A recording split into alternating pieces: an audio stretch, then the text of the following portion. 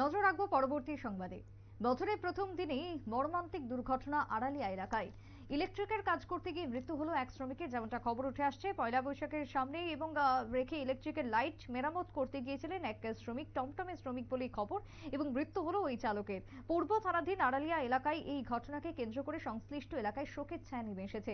বছরের প্রথম দিন একদিকে যখন উৎসবের আয়োজন চলছে, চারি চতুর্দিকে এক অন্য রকমের উন্মাদনা পরিলক্ষিত হচ্ছে, ঠিক সেই সময় বিদ্যুতের ছোবলেই মৃত্যু হলো টমটম চালকের। পূর্ব আগরতলার আড়ালিয়া এলাকার ঘটনাকে ঘিরে জনমনে হতাশা এবং তার সঙ্গে শোক লক্ষ্য করা যাচ্ছে। কি বক্তব্য উঠে এসেছে আজকের মর্মান্তিক দুর্ঘটনাকে ঘিরে, শুনুন।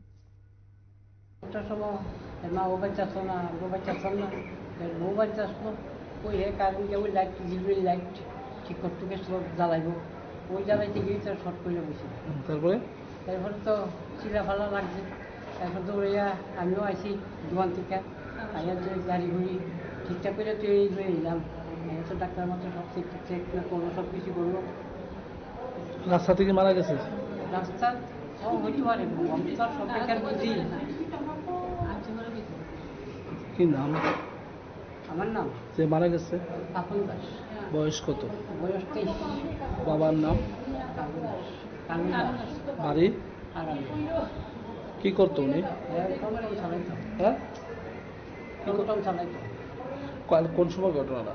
ওই তো 8টার দিকে।